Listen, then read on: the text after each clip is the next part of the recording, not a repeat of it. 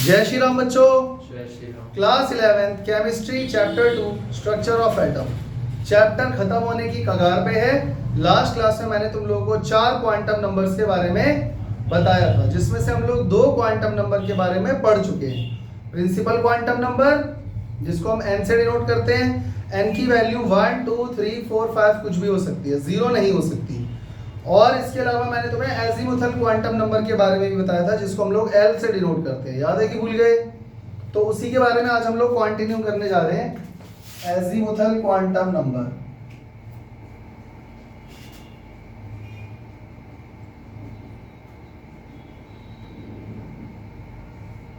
इसको हम किससे डिनोट करते हैं बच्चों? L से। एक बार रिकॉल कर लेते हैं, लास्ट क्लास में मैंने तुम्हें क्या क्या बताया था बच्चों? These are the सब शेल्स। ये एक तरीके के सब शेल्स हैं या सब्सिडरी सेल्स। सब्सिडरी शेल्स मतलब जो मेन शेल होते हैं KLMN, उनके अंदर फर्दर एनर्जी लेवल्स होते हैं। ठीक है, अच्छा। Designated as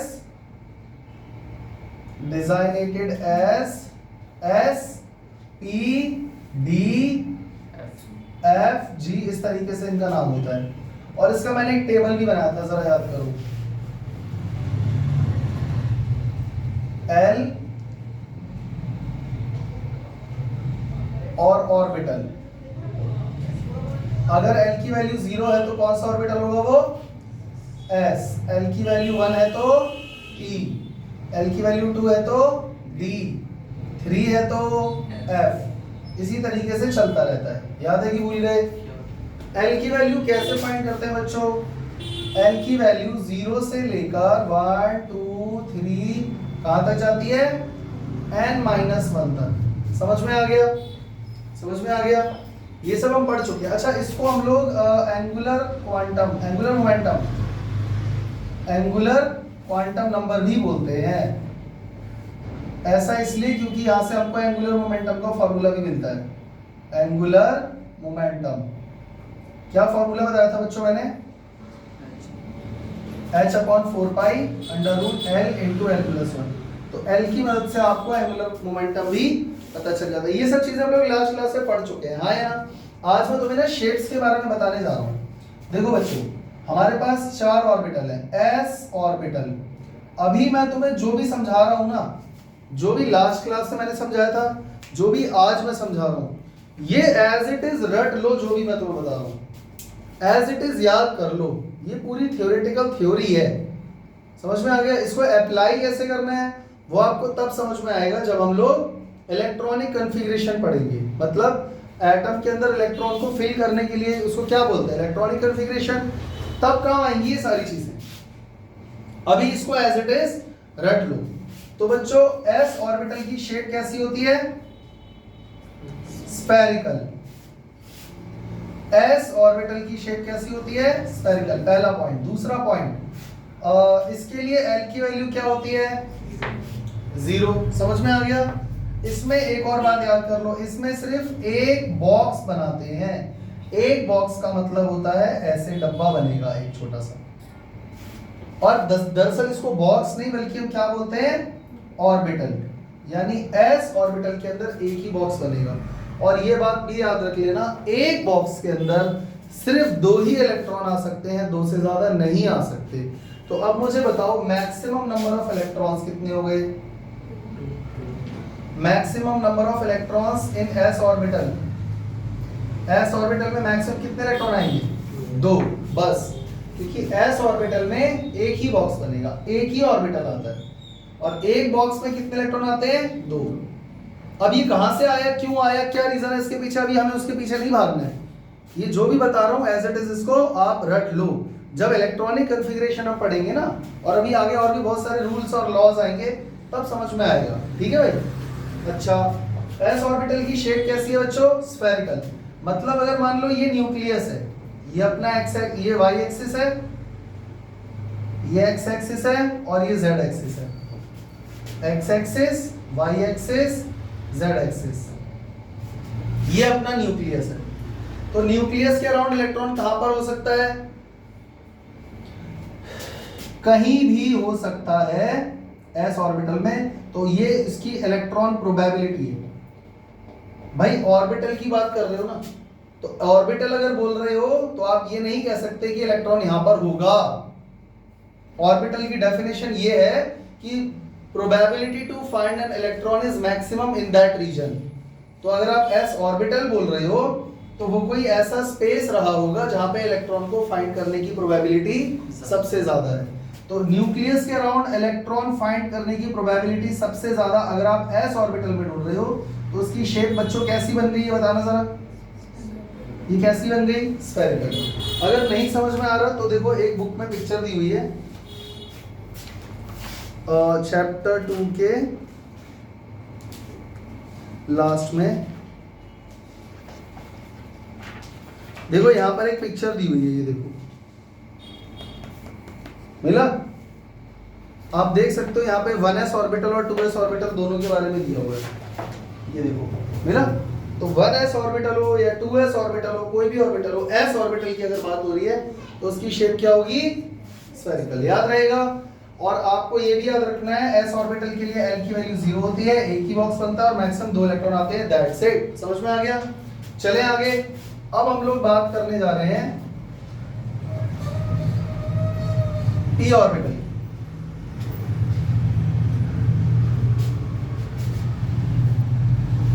number 2 p orbital. बच्चों p ऑर्बिटल के बारे में भी खास बात याद रखना, इसकी शेप कैसी होती है? Dumbbell shape.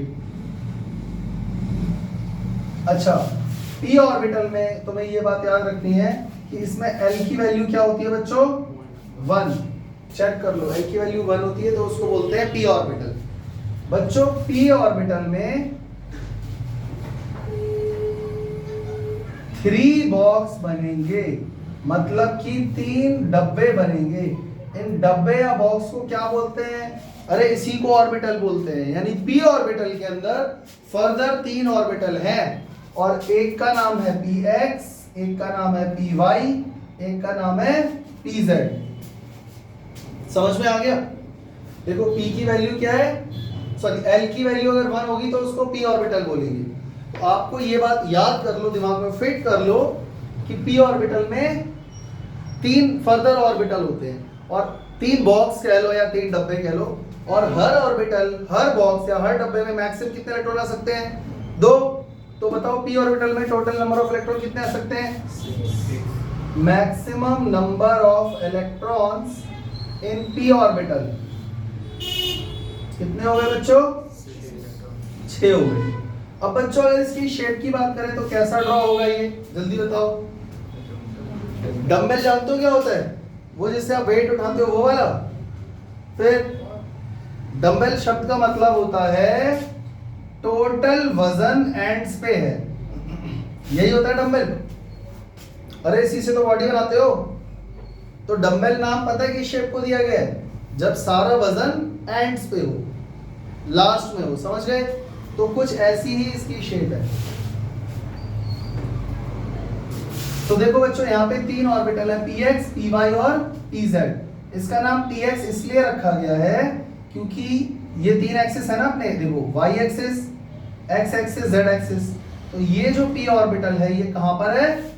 x एक्सिस के अलोंग है। चेक कर लो, ये जो मैंने बनाया है इसको मैं शेड कर देता हूं। ये जो मैंने p ऑर्बिटल बनाया आप चेक करो, इसमें सारा वजन कहां पे है? एंड्स पे आया ना। ये मान लो x एक्सिस हो गया, ये y एक्सिस हो गया, ये z एक्सिस हो गया। तो ये कौन सा ऑर्बिटल हुआ बच्चों? समझ में आ गया? मतलब आप ऐसे समझ लो इलेक्ट्रॉन ऐसे ऐसे ऐसे ऐसे इधर घूम रहा है, या आप ये समझ लो न्यूक्लियस के अराउंड इलेक्ट्रॉन इस रीजन में या इस रीजन में होने की संभावना सबसे ज्यादा है। आ गई बात समझ में? तो ऐसे ही py ऑर्बिटल कैसा होगा? वो पक्का y ऑर्बिटल में होगा, y एक्सिस के अलोंग होगा। तो ये हो गया अपना x एक्सिस, ये हो गया अपना y एक्सिस और ये होता है z एक्सिस। तो ये कौन सा ऑर्बिटल है बच्चों? py। pz कैसा होगा? वो पक्का z एक्सिस के अलोंग रहा होगा। तो ये p ऑर्बिटल जो है pz वाला, ये वाला ये z एक्सिस के अलॉन्ग लाई कर रहा है, चेक कर लो, z y x, तो ये हो गया अपना Ez ऑर्बिटल। समझ में आ गया? इन दोनों में डिफरेंस समझ में आ गया? फिर से देख लो, L की वैल्यू 1, 3 बॉक्स होते हैं यानी 3 डब्बे, 3 ऑर्बिटल, इसका नाम है px, py, pz। इसमें मैक्सिमम नंबर ऑफ इलेक्ट्रॉन कितने आ सकते हैं p ऑर्बिटल में? 6, यानी p ऑर्बिटल के अंदर फर्दर 3 मोर ऑर्बिटल्स है, जबकि s ऑर्बिटल के अंदर सिर्फ एक ही ऑर्बिटल है। एक डब्बा मतलब एक ऑर्बिटल, समझ गए? और वैसे ये मैग्नेटिक क्वांटम नंबर है जो भी आगे आएगा। यहां तक की कहानी क्लियर हो गई? चले आगे। इसके बाद बात करते हैं d ऑर्बिटल की। s हो गया, p हो गया, अब हम बात करने जा रहे हैं d ऑर्बिटल की। इसको इरेज कर दूं ये वाला पार्ट, इसको नोट डाउन कर लेना, इसका d ऑर्बिटल पे आते हैं।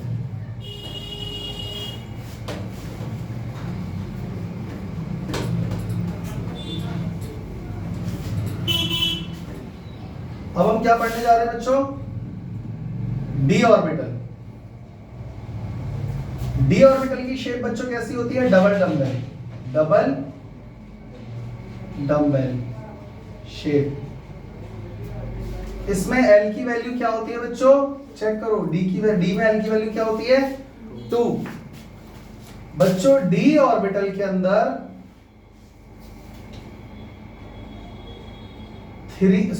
5 बॉक्स बनते हैं, 5 बॉक्स, या आप ये कह लो d ऑर्बिटल के अंदर 5 फर्दर और ऑर्बिटल होते हैं। तो इसका मतलब 1 2 3 4 5। समझ में आ गया? समझ में आ गया? जैसे px, py, pz नाम था वहां पे, वैसे इनका भी कुछ नाम होगा। इनका नाम क्या होता है बच्चों? dxy, dyz, dzx, dx square minus y square और dz स्क्वायर। समझ में आ गया? क्या नाम है? dxy, dyz, dzx, dx square minus y square और dz स्क्वायर। समझ में आ गया? अच्छा, मैक्सिमम नंबर ऑफ इलेक्ट्रॉन कितने आ सकते हैं इसके अंदर? Maximum number of electrons in d orbital कितने आ सकते हैं बच्चों? 10, क्योंकि हर बॉक्स के अंदर 2 इलेक्ट्रॉन, 5 बॉक्स हैं, तो 5 2 10। इसका ये मतलब नहीं है कि 10 ही आएंगे, इसका ये मतलब है कि मैक्सिमम 10 आ सकते हैं। समझ गए? अब इनकी शेप अगर हम ड्रॉ करें तो बच्चों ध्यान से देखो, इसका नाम है dxy। तो dxy वाले में याद रखना क्या करना होता है। जैसे मान लो ये 3 एक्सिस हैं, x, y और z एक्सिस। देखो इसका नाम क्या है बच्चों? xy।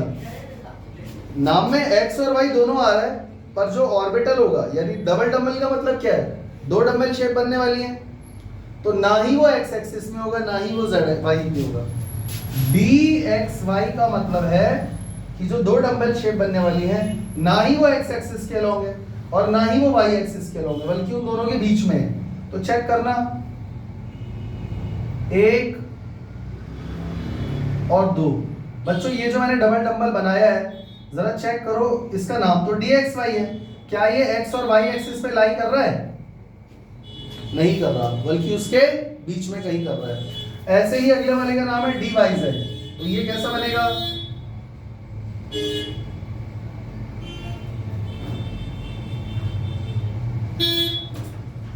x y z। इसका नाम क्या है बच्चों? yz, dyz। इसके नाम में तो yz आ रहा है, लेकिन ना ही ये y एक्सिस पे लाई कर रहा है और ना ही ये z एक्सिस पे लाई कर रहा है, बल्कि उन दोनों के बीच में कहीं कर रहा है, इधर और इधर। मतलब इधर आएगा यहाँ पे ऐसे।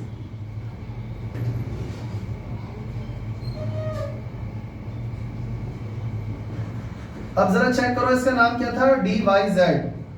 ना ही ये y पे आ रहा है और ना ही ये z पे आ रहा है। चेक कर लो, इसको याद करने का यही एक तरीका है। समझ गए? ऐसे ही इसका अगला क्या है? dzx।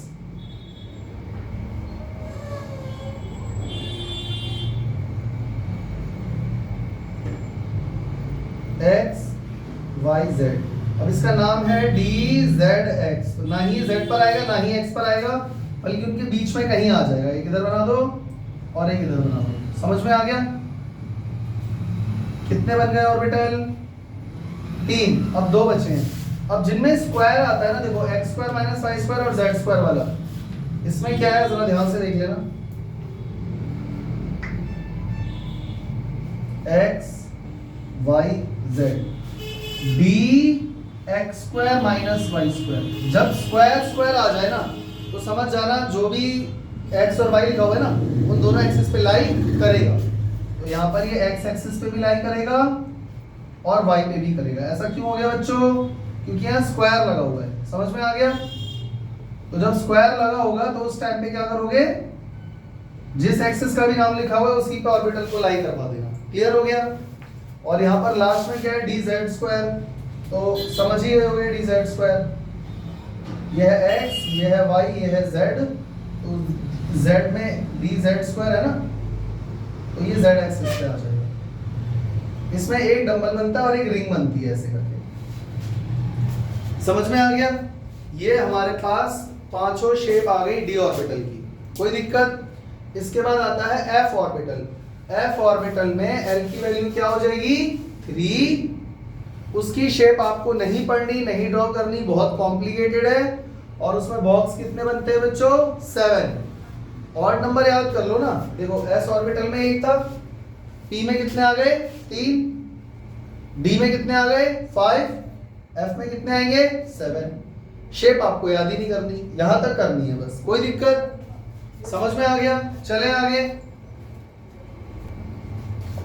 अब हम लोग चलते हैं थर्ड क्वांटम नंबर पे। पहला क्वांटम नंबर क्या है? Principal quantum number. उसके बाद एजीमुथल क्वांटम नंबर। तीसरा कौन सा है? Magnetic quantum number. बच्चों प्रिंसिपल क्वांटम नंबर को इसे डिनोट करते थे n, एजीमुथल क्वांटम नंबर को l, और मैग्नेटिक क्वांटम नंबर को किससे डिनोट करते हैं बच्चों? It is denoted by ml, m और सबस्क्रिप्ट में नीचे छोटा सा l। समझ गए? अच्छा, इट टेल्स अस